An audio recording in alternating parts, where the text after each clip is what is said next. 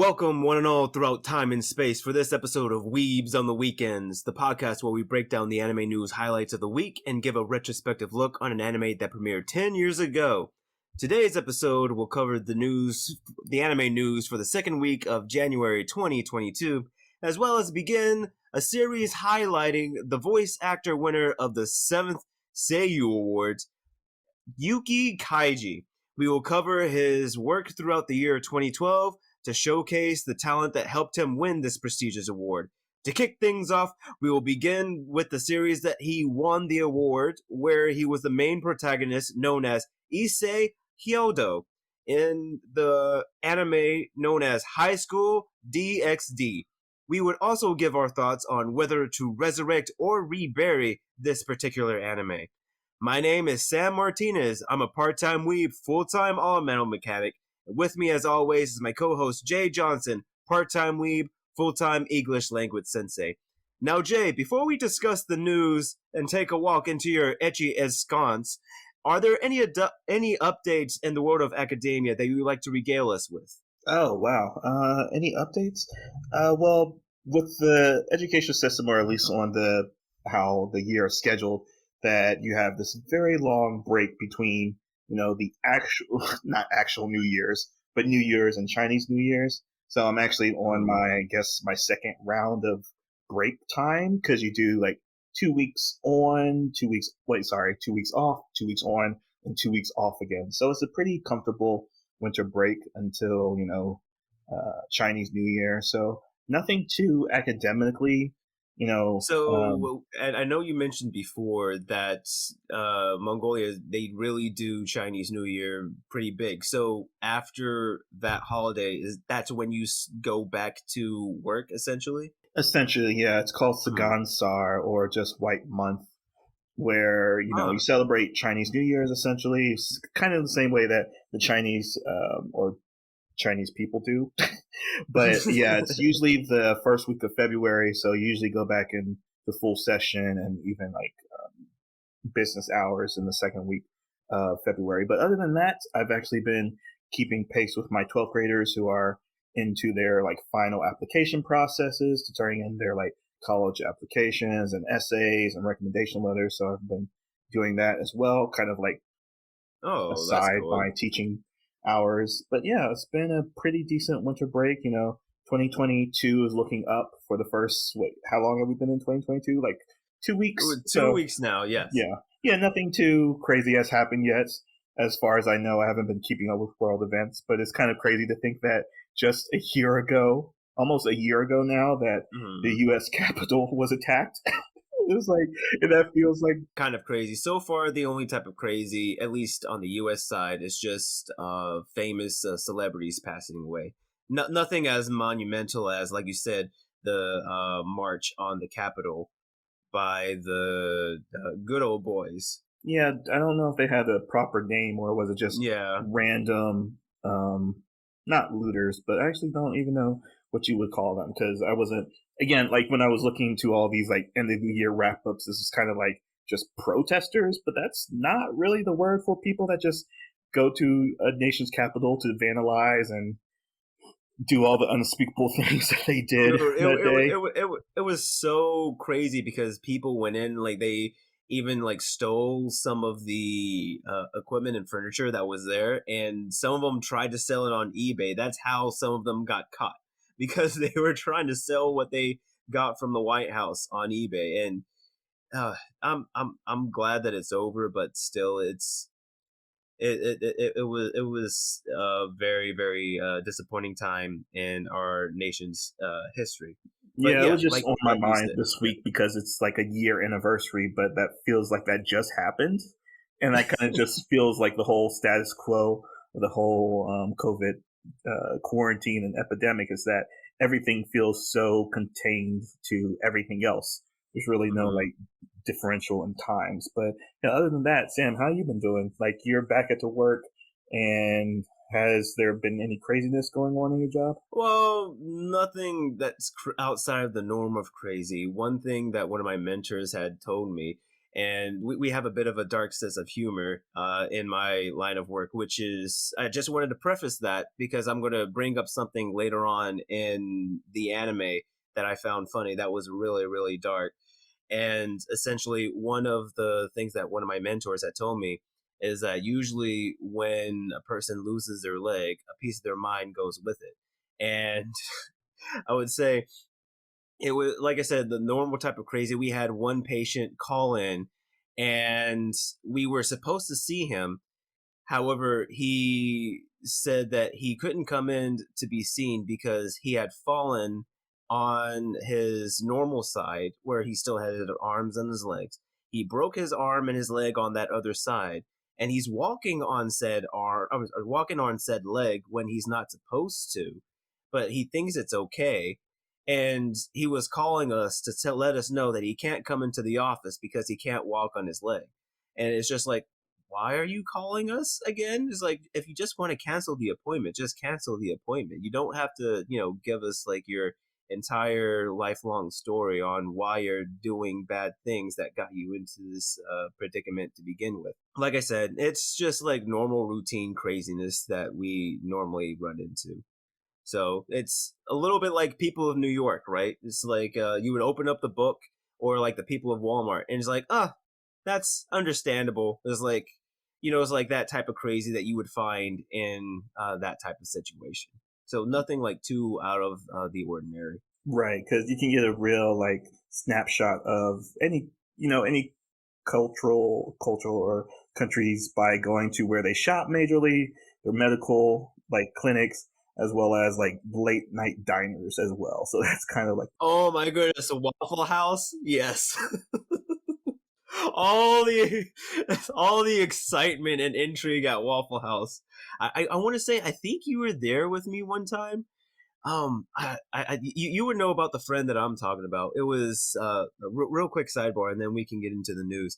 I'm there in our alma mater's hometown, and we're going to Waffle House, and we are sitting there, and I'm trying to remember. This is when, yes. This is when Trump and, excuse me, when Trump and Hillary were going for office, right?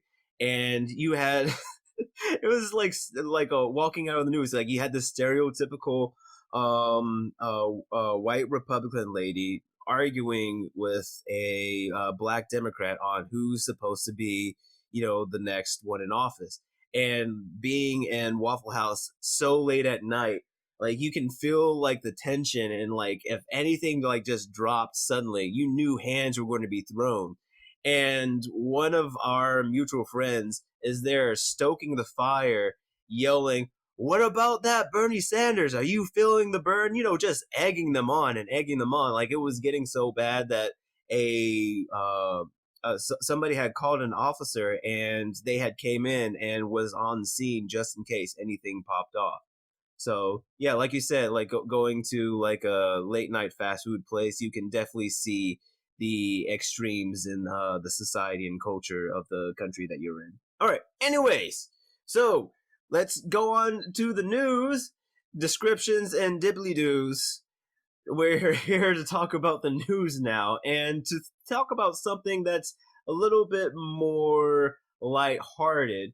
We will begin with something, because I'll begin with this sort of news story because it reminds me, like right before the podcast, you had mentioned how you were talking about video games, and I sort of want to get your take on this. And excuse me, the uh franchise Arc Knights, they had just had their second anniversary, and they had a live stream event with it.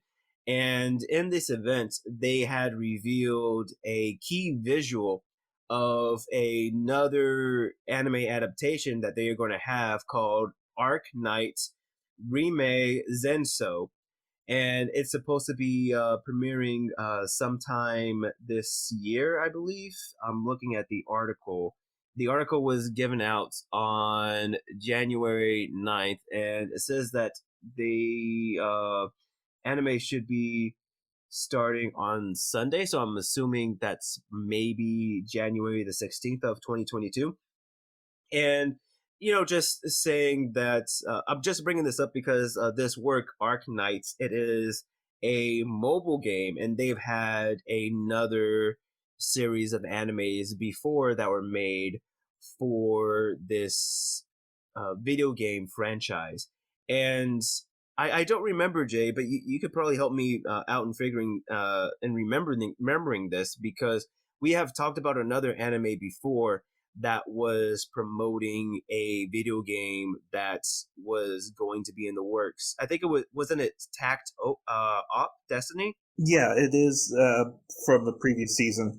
Yeah, Tact Op Mm-hmm. Destiny was a mixed media project where they had the anime, which was Mm-hmm. basically a promotion for the video game or the mobile game that was coming out later this year. But yeah, it's something that's very common with the anime industry to do like cross promotional events like this. So the only Mm-hmm. thing that really caught me about Arknights, or at least for this edition of their media projects, is that the studio that's doing it is kind of exclusively doing video game adaptations. They're very young. It's a studio called Yostar Pictures, and they're actually Mm-hmm. only 3 years old. And they only have 8 productions under their belt as of right now. And the Arknight kind of band kind of takes up of 3 of those 8. So it's really Mm-hmm. interesting that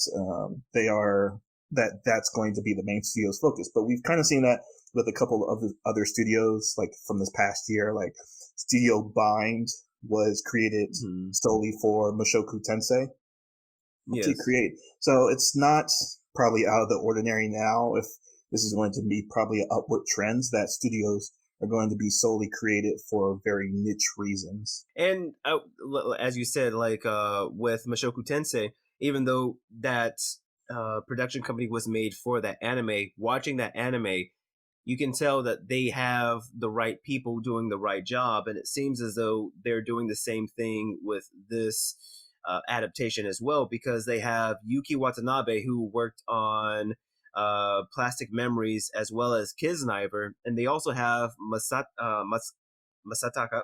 excuse me, Masataka Nishikawa, who worked with Watanabe before on Kisniver, Little Witch Academia, and SSS Gridman.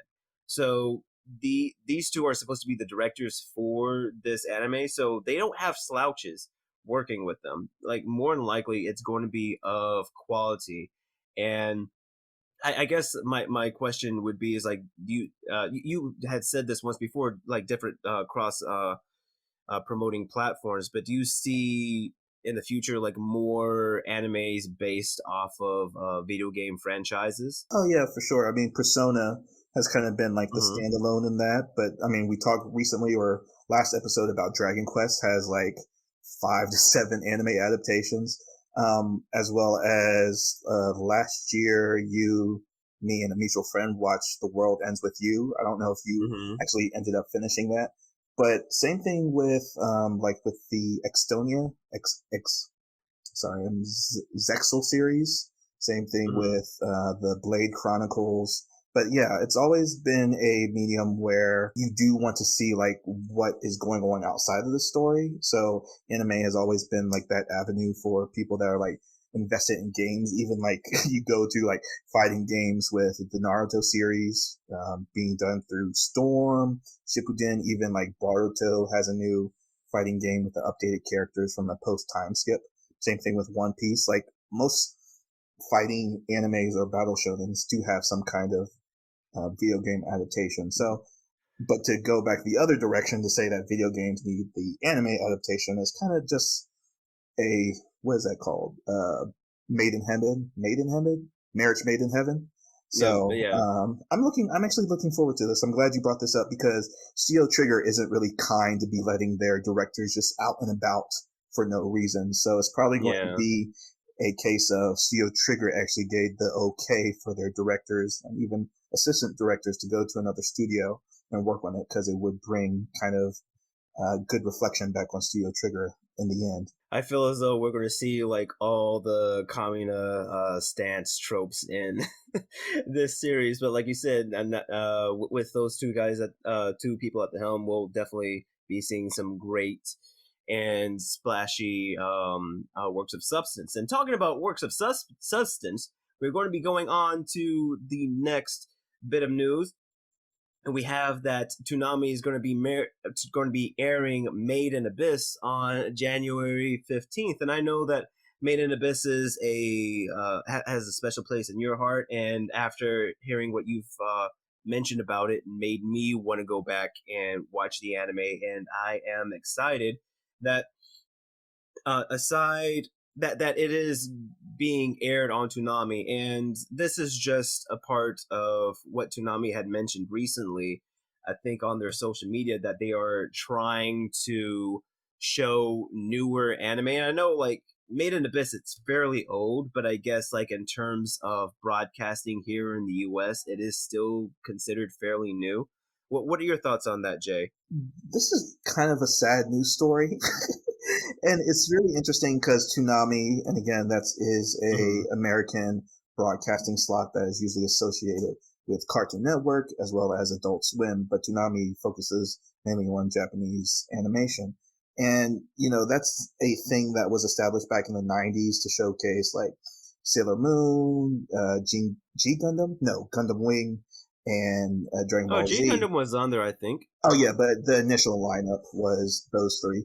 Same with Cardcaptor Sakura. But anyways, yeah, it's kind of a sad news story for me personally when I read it, because I don't know why Toonami is really trying, because even with Made in Abyss, that is a property that is available on High Dive right now currently. But I think what you nailed on the point about broadcasting it for the first time in like the official English dub is probably what their appeal is. But again, like, what is their audience right now? Because Cartoon Network has been kind of falling out, not having like good replacement properties from the late 2010s, like with Steven Universe ending, Adventure Time ending, and that was like 5 years ago.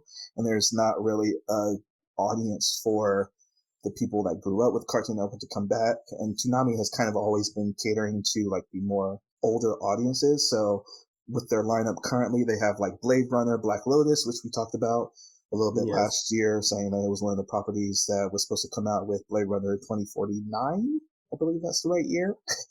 But it's sad again because their Adult Swim is trying to do a lot. They're like pushing forward what Netflix did a couple of years ago, trying to get into the anime space, because they did Adult Swim is also the force behind Uzumaki, which is the Joji Ito property that was pushed to this year from last year. But what I would really want to see, if I was going to say to the marketers or to the producers of Toonami, is that maybe you want to bring back classics that people don't really talk about anymore. Just stop showing Cowboy Bebop or Naruto Shippuden or all these properties that everyone knows. Maybe show like Outlaw Star, which me and a previous guest, Gerard, kind of turned you onto. But it's like one of those things that, even though you love mecha, you didn't see this previously. And that would probably give you a good reason to go back to Toonami if you were like, oh, this is a mecha that I missed out, but a lot of my friends know about. Same thing with Ronin Warriors. Same thing with Exclaflone, probably. I mean, I would even take a Megas XLR over a Big O, because Toonami came back with showing with Big O. We do need Megas to come back. Oh my goodness. And just like how high octane it was, and like you said, just at least like a resurgence, or it would be interesting, for them to, like you said, have like a newer show paired with like an older one. Yeah, because it's not like they aren't trying. I mean, again, it's one of those things of the market is kind of oversaturated right now, because last year we talked a little bit about the Pirate Princess. I think it's Fina the Pirate Princess. Fina is the also Pirate something Princess. that had exclusive broadcasting on Toonami. So like they are making efforts. It's just like one of those weird things of like, maybe it's too late to actually make a difference. But again, if they're going with the model of what Netflix did in the early 2010s, they just need to have original properties and start pushing forward that in different marketplaces. So like these animes are associated with Toonami and then broadcast where Toonami is readily available. So onwards to other news that could be considered not necessarily disappointing, but a little bit on the dour side. We have the mangaka for Fire Force had announced during a Dark Souls live stream event, because apparently he streams Dark Souls, that Fire Force will only be ending in a few chapters, and he only has 2 left to draw. And essentially, the final arc for Fire Force had started back in October 2021. So we should be seeing Fire Force coming to its completion probably by the end of January or the end of February. I'm not entirely sure how the publication time for the Fire Force chapters are.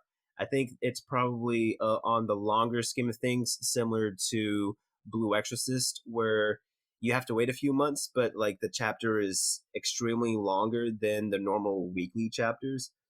But still, what are your thoughts on Fire Force coming to a close? Yeah, so we talked about this a little last year on the point of how the second season of the anime ended because of the waning popularity of it. Is that they ended very much on a cliffhanger, but one of those cliffhangers that knowingly says like we weren't approved for a third Yeah. season, even though the story is getting into its like climax of what's going on with Shinra and his brother and the whole post not post well it's kind of post apocalyptic. It's a post apocalyptic world that has like resettled and reestablished itself around a supernatural power source, magic source. It's a really I love the story, and it's one of those mangas that made me want, or it's one of those animes that made me want to read the manga. But it is a case of this is the same creator of Soul Eater and Soul Eater Not. Is that maybe it was not a right property to adapt before it was completely finished? Yeah. Unfortunately, even though it was animated by Studio David Productions, who does like all the JoJo.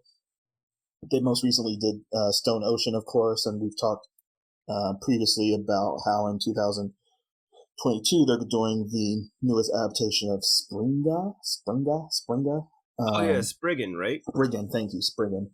And they have like a lot on their plate for 2023, as well as that they've said on their like official Twitter and website. So them handling Fire Force is probably not going to happen.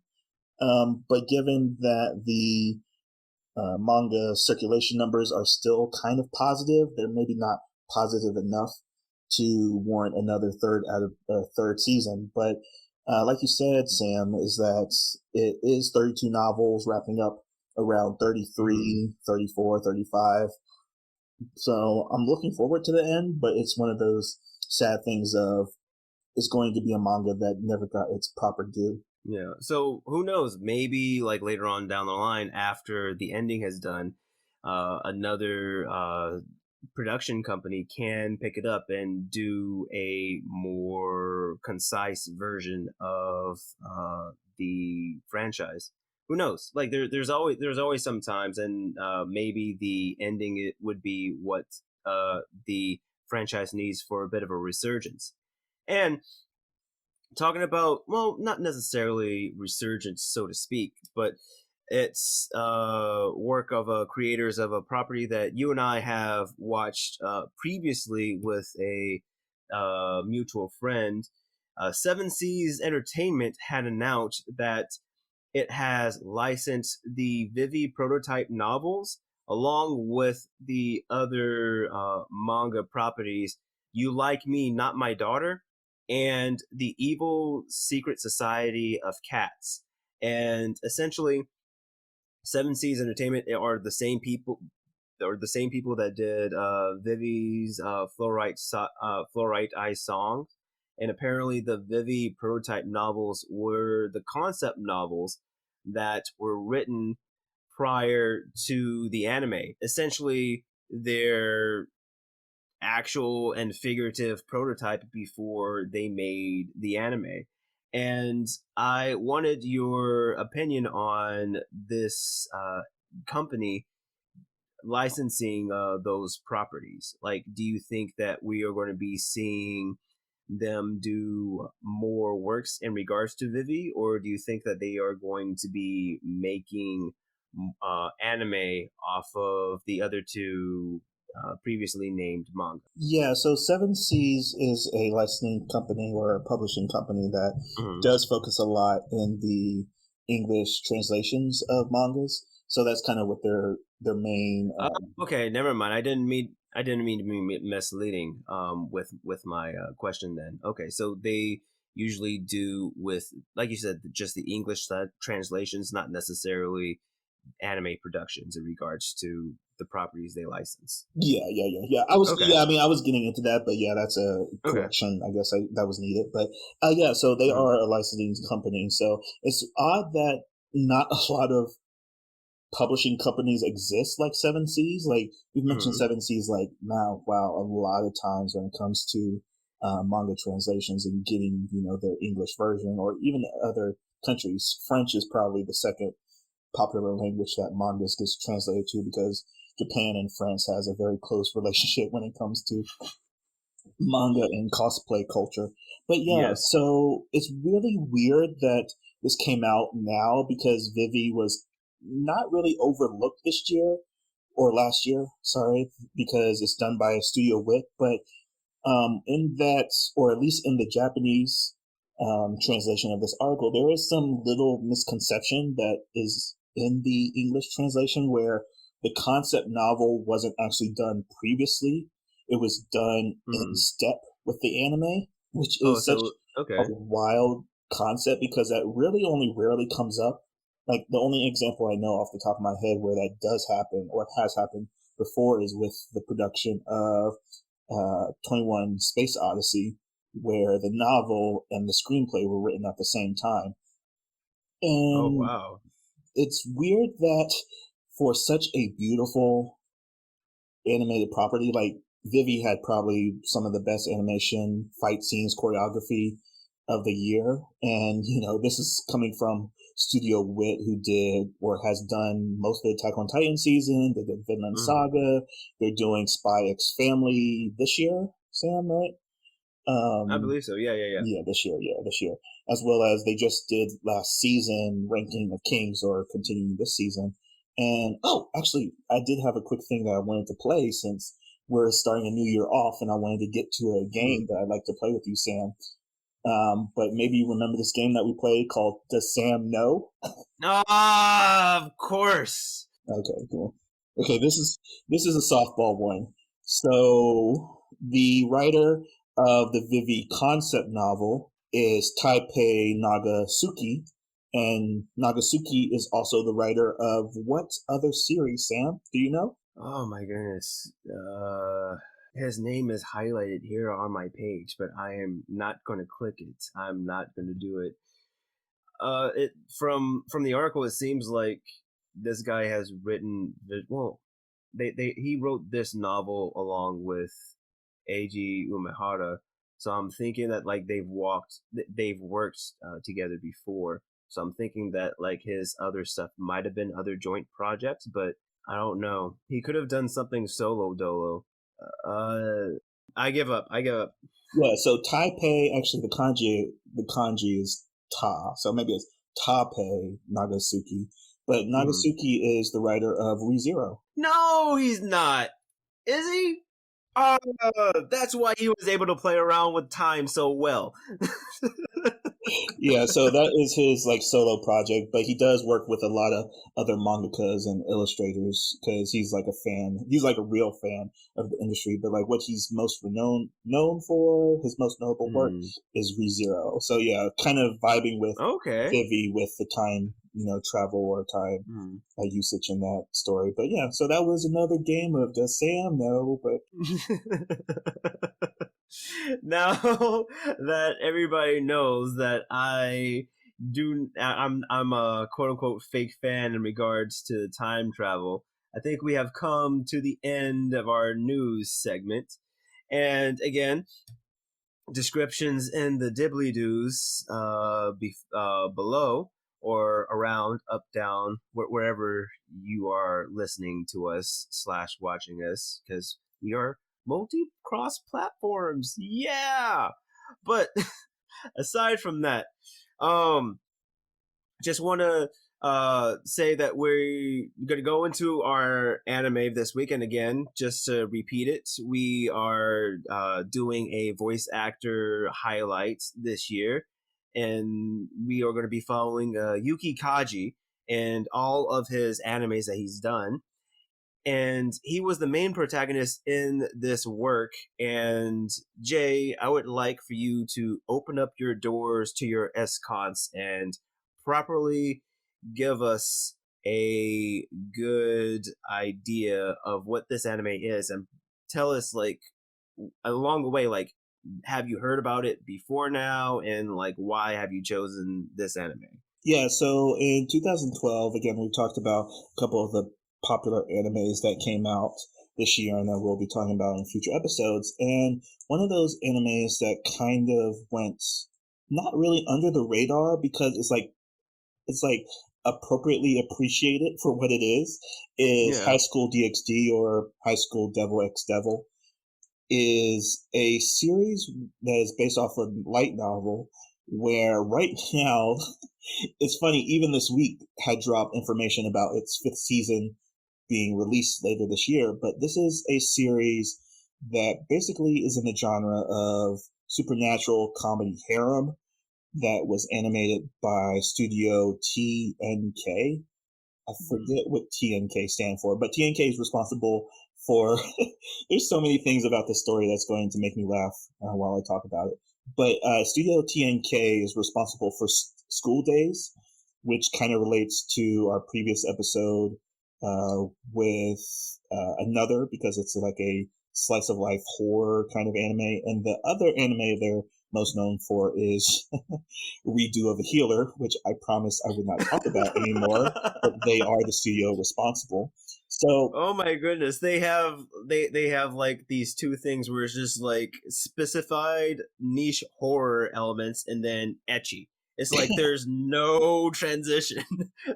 yeah, exactly. So and then even talking about that a little bit more is that Studio TNK covered the first three seasons, and then Studio Passionate cover season four.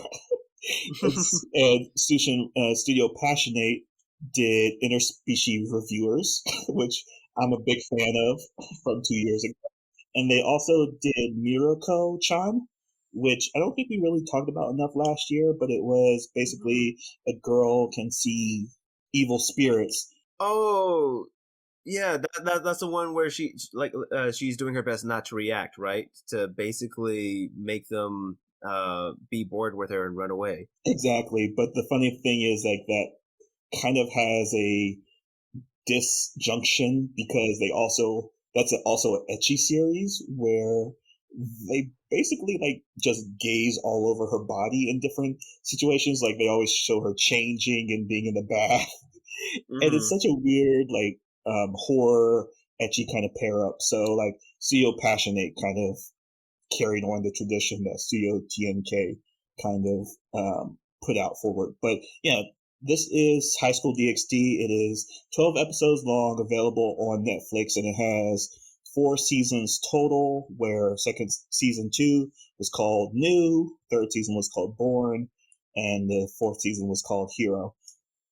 And the story focuses on the character named Issei, who is again the character portrayed by our spotlighted voice actor, and he is a high school student who is killed in the first episode during his first date ever by a fallen angel, and then is resurrected by a devil uh, later on to serve her as a pawn, essentially. And it's so weird that my first coming across this anime was actually in the anime club at our university, Sam, where I Hmm. watched the first season in full. So this is one of the few animes that of the early 2010s I'm familiar with enough that I've seen it in its completion, or at least in its first season. I haven't seen any of the follow-up seasons, so that was my exposure to it. But how about you? Okay, so I would say that's fairly interesting. I would say like I was exposed to it as well during our club days at university because uh, with our same mutual friend, the same one that I was at Waffle House with, who was calling out Bernie Sanders. He was a big proponent of this franchise, and I didn't watch it, but with as many times as he brought it up, I realized how popular that it was, and I knew that it was of the etchy genre. But if you'll allow me to borrow your phrase, boy howdy, did I was I not ready for how etchy this was. I thought that I went in knowing, or I went in thinking that it was going to be the same level of etchy as Demon King Daimyo, the one anime that shan't be named on our podcast. I thought it was going to be like that level of etchy, but I'm surprised that you mentioned that it was on Netflix, because I ended up finding it on Crunchyroll, and the only way that you can watch it on Crunchyroll is if you have an account that's above, or at least that's enabled with the mature setting, because oh my goodness, all the Tego biddies that we see, it's just they're everywhere, and the physics the physics I could they basically learned a lot of the physics from Hot D. But anyways, like I said, like I wasn't really, like I thought I was gonna be getting something mild like Demon King Daimyo, and I wasn't expecting all the skin that they were gonna portray. I mean, the amount of blood, meh, like I kind of expected, but like everything else was just like through the roof. Um, and I'm glad that you mentioned that you saw the first season, because I only watched the first 3 episodes, so I have predictions on how the story is going to go, and you can tell me whether or not I'm correct in my assertions. But we can start talking more on the strengths and weaknesses of this anime. So, like, I would say the thing that I sort of liked about this anime was that this is this is what a good etchy anime is supposed to be. This is where Demon King sort of failed. So we have Demon King as our polar opposites, and this is supposed to be showing and exemplifying what an anime in that genre is supposed to essentially be, almost like the gold standard. Do you think I'm correct in saying that statement, or do you disagree? No, I completely agree with that, because something that goes very understated, because this is a etchy series, again, an anime that is specifically produced with enticing its viewers, or arousing them, I guess technically is the correct word to saying, with the demographic of young boys specifically, because with Japanese demographics in the anime and manga scene, you do basically 4 quadrants, but Hollywood calls it 4 quadrants, where the age limit is set below and above the age of 25, but in Japan, the age limit is set at 15. And if your demographic is in boys and girls, you have older boys, younger boys, older girls, and younger girls, and this is a shonen, meaning younger boy genre. And it's very interesting in what you said, like that this is kind of like the polar opposite to Demon King, because if you're looking into like why is this appealing, this is not just purely a male escapist fantasy, which you get like an OP power at the beginning, and you're just Mm-hmm. ruling the universe under your thumb. And same thing with a little distinction to like a world paradigm shift in it, where that's more like Sword Art Online. And we even talked about last episode about Dead End Harem, Dead End or World's End Harem, Yeah, World where and Harem. all men have been killed, and then you're the only male that exists. Where SAO is like you're also an OP gamer in a world that is now trapped in a video game. But this kind of stands out in the way that people don't really think of Muro. How do you say Yeah, his last Tenchi name? Muyo, Tenchi Yeah, Muyo. yeah, it's a harem anime as well. And then that came out at the same time as Love Hina. which again, I think that's kind of where the divide is. It's like a ecchi series that actually has a compelling story versus an ecchi series that is just compelling because of the ecchi, or you watch it for the plot, the quote unquote watch it for the plot kind of series. And I very much enjoy the 3 episodes for that reason. Is that every episode builds on like kind of this in-world mythology with demons and fallen angels and exorcists. So there's a lot to talk about with the strengths, but I think you're hitting it right on the head out the gate, Sam, about why it works is because there's more about the series than just all the sexual overexposed character designs, body designs. Even with Issei, the main character, he's a lecturess, Yeah, no, um, lecherous, yes. lecturous student.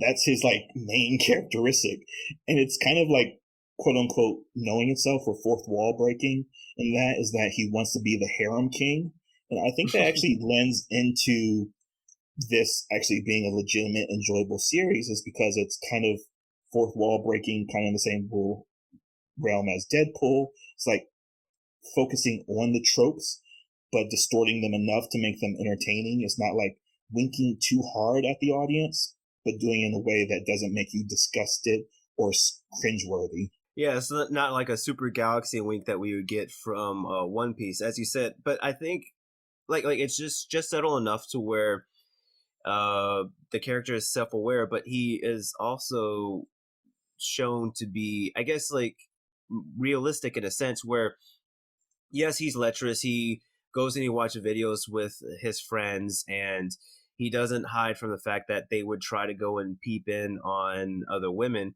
But in the first episode, when a girl asked him out, and they're out there on their date, and they're having that period of time where they're dating, he's doing his best to be a good person for her. Just showing that if with any positive feedback, that some guys would essentially, go above and beyond for whoever gave them that positive feedback. And not only that, but in the scene where it was right after he was killed, and they were in the occult room, and they had mentioned his ex-girlfriend, even though like his friends didn't remember her, and the occult class was talking about his ex-girlfriend in a negative light, even though she killed him. Like, he was obviously having trauma from it, but he was trying to excuse himself from that situation as maturely as he can. You could feel that he had emotions in that scene, and he felt like he was being toyed with, and he set standards for himself. So you got the sense that he was his own person and his own identity, which, or he had his own identity, and he did all that he could to protect it, whether it was to build himself up for somebody else or to protect him from getting hurt emotionally. So you got to see stuff like that, and even in a scene, you get to see him go out of his way to try to protect somebody that he befriended for the first time ever. Like, we see him essentially meet his or make a friend outside of the club, and she gets put into danger, and he does all that he can to protect her. So as I said, like, we get this sense of agency, and it's not like, and he, I guess it's the sense of like, he's realistic in a sense that he's interesting, right? It's not like he was a bland character in Demon King where it's like, oops, I got put in this sexy situation. I don't know what is like, this is, and you act like a robot in that situation. Whereas this is a person who actively seeks out these sexy situations, and then when he puts in these sexy situations, he's genuinely embarrassed because he never thought that he would get that far. It's like that sort of complexity we have here. But that's but aside from that, Jay, like, because as I said before, Yuki Kaiji won his award from his portrayal of this character, and going back and watching this show in mind, do you think that this portrayal is deserving of an award? Yeah, it's really hard to judge that even, after 10 years later, but it's always feels like a case of the legacy awards that they give out at the Oscars is that Hmm. it's not always the performance they acknowledge. It's more of their body work beforehand. So I think we'll do like maybe a proper profile on KG and his voice acting career. But for what he does with Issei, I Hmm. actually went back to watch the English dub as well to kind of compare them. It's like it's nothing too extraordinary. Again, it's not something that is so demanding of his abilities as a voice actor. It's just like very convincing because everything you said about his personality comes through in the voice acting, and Hmm. even with like subtlety about making himself seem sympathetic as a character comes through in the voice acting, especially when you talk about those scenes of him caring for Asia, who you're talking about in the third episode. He rescues a nun, essentially, or befriends a nun Hmm. um, from the church. But then there's also the elements of something similar to Tokyo Ghoul, in where he put himself out there for the first time and got betrayed, but isn't disheartened by it. He still has his like bouncy personality. He's going through trauma, of course. He has PSD that he's portraying through his interactions with his friends and with this family of demons that he now has to associate with, but also So that he Jay, is caught Jay, up in the supernatural elements unfairly. what you're telling me is he's like Big Sean. Last night he took an L, and today he bounced back. I don't know what you're talking about, but sure. Yeah, and it's really interesting when like personality comes through voice acting. So it isn't Hmm. something like let's go to like a standard Goku or the big three: Goku, Luffy, and Naruto, where they have the female voice actors portraying like masculine roles. It is Oh solely yeah, a that's a good point. That's a good point yeah. because we hardly get that in shonen anymore, where it's a male actor doing the shonen roles. I guess because their voices are too deep. Like that's why they usually have females voice act a younger character. Exactly, yeah. So the timbre that is like again what changes from males to females when it comes to portraying a masculine role, their timbre. And I think it just shows that Yuki's range or his command of his voice can kind of set you into that mood of Issei and then portray that personality of vulnerability, but also strength. So there's a lot to talk about here, and I don't want to go on about the credits of his voice acting career Hmm. just yet. But to talk about something that you brought up earlier, Sam, about how popular High School DxD is, I had no idea because, again, it's like one of those series of when I first was exposed to it, it was like just high school, high school boys in college watching ecchi anime. And you're like, oh, yeah, we're just doing what boys do essentially. And again, something that you keyed into is that when a character is well written, they're multifaceted, meaning that in Hmm. a situation they're one person, in another situation they're a different person. And with High School DxD, there is a video game. Actually, there's like three video games. That's right. There's That's right. I forgot about the video games. Nintendo 3DS, PlayStation Vita. There's a trading card game. There's a internet radio play. Even when the publishing got around to releasing the English version, it topped on the list of the New York Best Time Sellers list as well. So, like, not to undersell how popular the series is, because it got Mhm. 4 seasons and it's talking about a fifth season as well, because the light novel that this based off of is 25 volumes in total with 4 short stories, 2 spin-offs. It ran for basically 10 years and concluded in 2018. And it's why we're talking about doing a fifth season now. But it's so weird that in these first 3 episodes, you get a real hard introduction to these characters, this world. We haven't even talked about maybe a best girl conversation yet. But it is, I think, like almost a perfect 3 episode test. because where you leave off with the third episode is that it introduces the church element to the supernatural story. We've seen this in like Blue Exorcist that we've talked about, how the Mm-hmm. church and a lot of Judo Christianity stories like this deal with devils and angels and heaven and hell. And then you get the nun character in Aja. And then in the second episode, you get the chess system, power system that they talked about. So there's a clear escalation to each episode Yeah. that makes you want to watch more. I'm actually surprised you didn't watch more after it.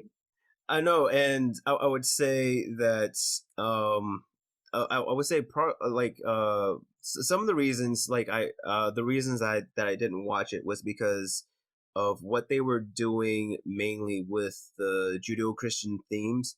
I've seen it plenty of time once again in other franchises such as Supernatural, Lucifer, and The Good Place, where essentially it takes a very very secular approach to those topics, and I again try not to get into super theological discussion discourse, but they essentially take an outside view and skew things to the point to where like it misdirects other people. And again, like they present the three different powers, but even like as they present it, like the three governing powers, I mean, and the way that they presented it, it was confusing to me, and it didn't seem like that was going to get cleared up. I mean, the power system, like you said, that was based off chess, that seemed clear, and because of him being a pawn, he's definitely going to jump into queen status.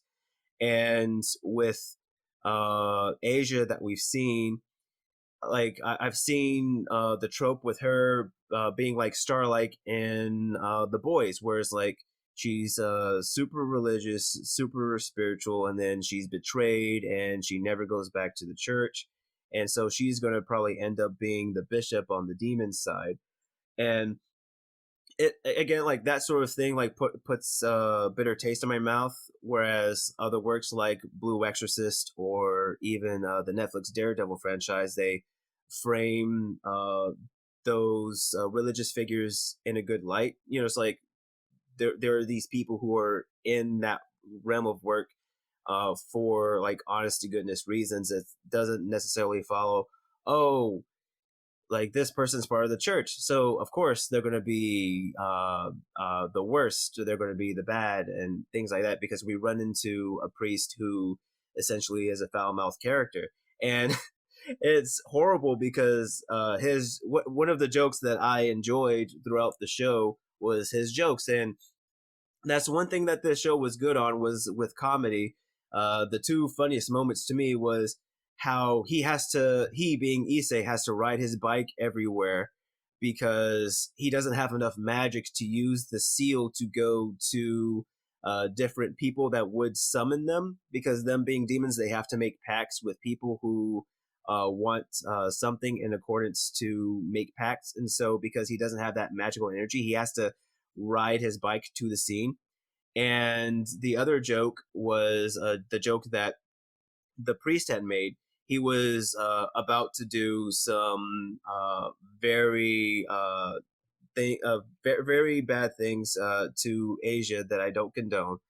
But his line to Issei was, "I can't just have you stay there and look if you're not going to pay." Like the timing of that line, it was so much like the Joker. It was just great in how that line was delivered. But as I said, with the show up to that point, like you feel very sympathetic to the characters, and with the way that Issei was portrayed, like even though I knew that he was going to even though I knew that he was going to do his damnedest to go and find Asia and to save her, just because of all of my conflicts in regards to what they were doing with the theology, it sort of like prevented me from moving forward. But it seemed like aside from that, it was sort of like your typical good shonen, where it's like the characters were very likable, the supporting cast seemed to be pretty good, And as you said, the progression seemed very clear cut moving forward. So, did you have any final thoughts on the points that I had mentioned before we go to our resurrect or rebury? Yeah, it kind of seems like Mhm. a terrible thing to say that it's just a standard, not isekai, but a shonen, and like that feels like such a Mhm. negative thing to say. But no, it's like one of those things of saying like this is an enjoyable time, and there are things that you can get out of it that you may not particularly like, or Mhm. things that you do like. I think that's really important to make that clear because a lot of shonens do have a formula, and again it can't be so generic, and I think like the little points of how his superpower manifests in the second episode, I think, is the first episode he gets killed, which you get a very Yes. um, notorious scene of him waking up next to Risa, the Mhm. main redheaded demon princess that he's infatuated with. You get a famous line of like, "Oh, by the way, I'm still a virgin." It's like it's really weird to have these like iconic lines of a series that I really don't remember that too well. But yeah, so in the second episode, he gets like a gauntlet kind of arm, and it very much reminded me of a certain magical index with that main character's Imagine Breaker. Yeah, yeah, And Toma. yeah, Toma. And the same things Mhm. like you mentioned, like, I think that the certain magical index version of the church versus science had a little bit more to say, while this Mhm. is taking more of the light novel approach of making everything so surface level that it's enjoyable. But when you start looking deeper, then you're like, Mhm. oh, this is not actually enjoyable. So I'm glad you brought this up. And I think it's really interesting, like to close up my point, is that this happened in the same year as SAO, Sword Art Online. And they're both based off Mhm. of light novels. And they've kind of been running parallel to each other, but SAO is the more, you know, known property, even though like maybe this one has a little bit more to say with substance uh, about, um, I think more about the relationship between Riza and Issei and like their development as characters versus SAO is just like, oh, dude gets a sword and slashes things and gets the women's. Where this is like, oh, okay, I can see how if I was, this might be a guilty pleasure show than something that you actively pursue. But just based off of the 3 episodes, and again, 3 episodes are not, we don't really consider those spoilers because those are the introductions to the premise of the show. But based on these 3 episodes, I'm going to say how oversaturated this the anime scene is with ecche and harem shows. I do think this is a cut above the rest that we've seen in the recent years. So I'm going to give it a verdict of resurrect. But how about you, Sam? No, I would say it's a resurrect as well. Even though I have my qualms about how they use theology as their plot point, it does seem to be, again, as I said earlier, a golden standard for what ecchi is supposed to be. Even though it has a lot more skin than what I was expecting, I feel like other shows can look at this and see that like you can have a sexy show, you can have a sexy show with substance. It doesn't have to necessarily just be sexy for the sake of being sexy Right. to have a following. Yeah, because we talked about last year with High School DxD. No, wait, sorry, High School of the Dead, which again is like Hmm. the oh, zombies, but also sexy. And then also last year we could have talked about freezing, but freezing did feel more of the generic version of this. Same thing with Hmm. like Demon King and Daimao. Is that it's just like if you don't have anything to say, then what is the sexiness really serving? So Yeah. I'm glad that this was my pick.